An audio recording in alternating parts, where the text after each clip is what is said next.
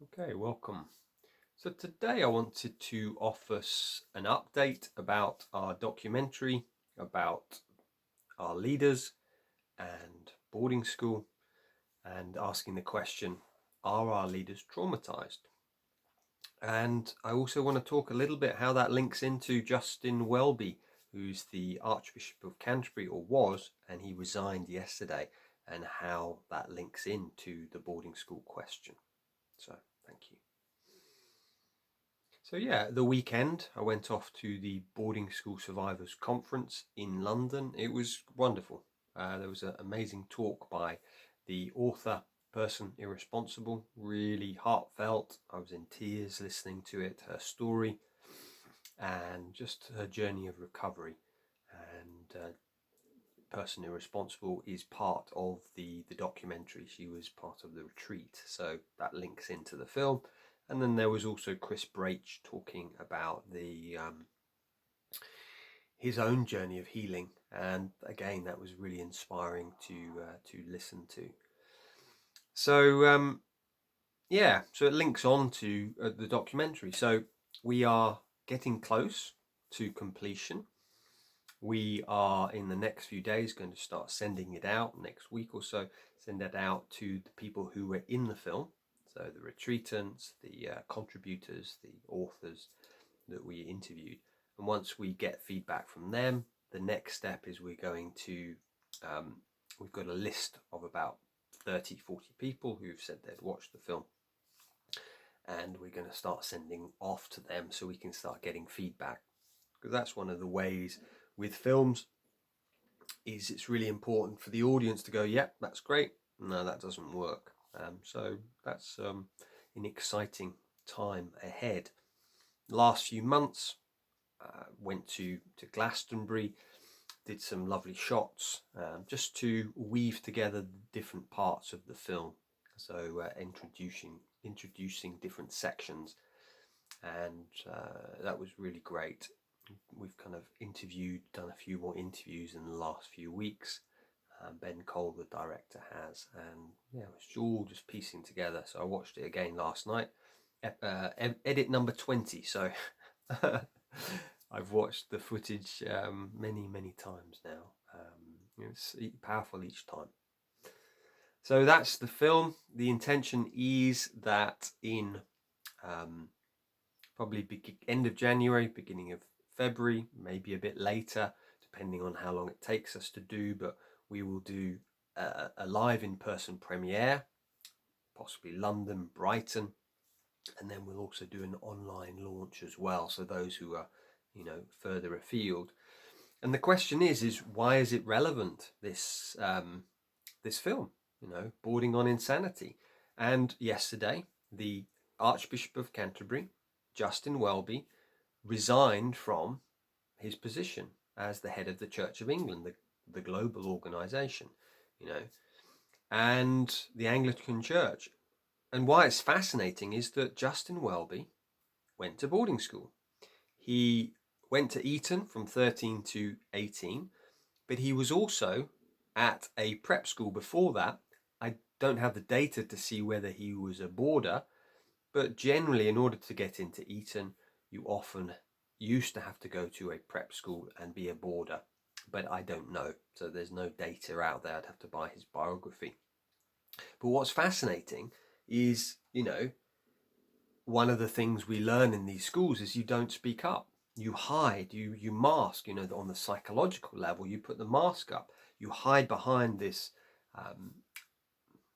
this, what Nick Duffell calls the strategic survival personality, where you don't grass up. You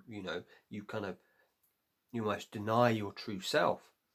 And so here is a man who has basically covered up abuse. Now, what I find fascinating, just researching to do this video today, is that, and this is not clear with what's happened, what he's been fired for is that when he became Archbishop of Canterbury in 2013, he heard about the John Smyth sexual abuse at the Iwerne Trust and, the physical beatings. And he said that was the first time he heard about it. But did you know, and I'll put this article into the description, that he was actually called a dormitory monitor at the Iwerne Trust, where John Smyth was beating children. He was basically one of the people in charge there. And that was in the 60s and 70s. Now, I've worked as a teacher in a boarding school. Now, I knew 50 meters, 30 meters away what the boys were doing. If they were drunk, I knew. If I could hear them talking, I knew what was going on. If there was someone being beaten up or wrongdoing, you can just hear. So that he didn't know, I would be very surprised if he was there. You know, it's just like me at boarding school. I knew that there was sexual abuse going on, but we made it into a joke. You know, so that is really fascinating, and I'll put that Guardian article in there. So yeah, it's this thing of cover up. This seems to be in British society. We cover things up. So here we have the the blood scandal, which has happened earlier on this year, the post office scandal, cover up, and now the church, cover up.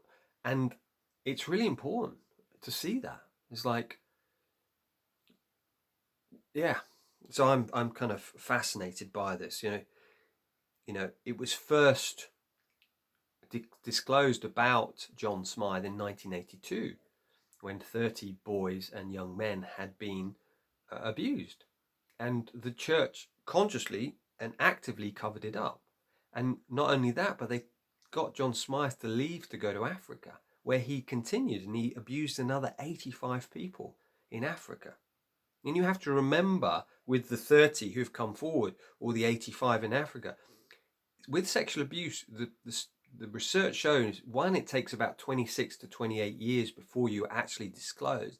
And the second thing is that 1 in 9 will come forward, but 8 out of 9 will not speak up. So the numbers could be much higher than that.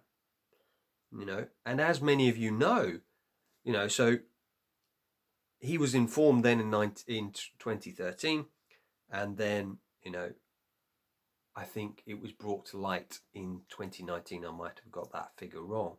So it was 6 years that he held on to this, that he knew what had happened. And by all accounts, he was there when it was happening when he was younger.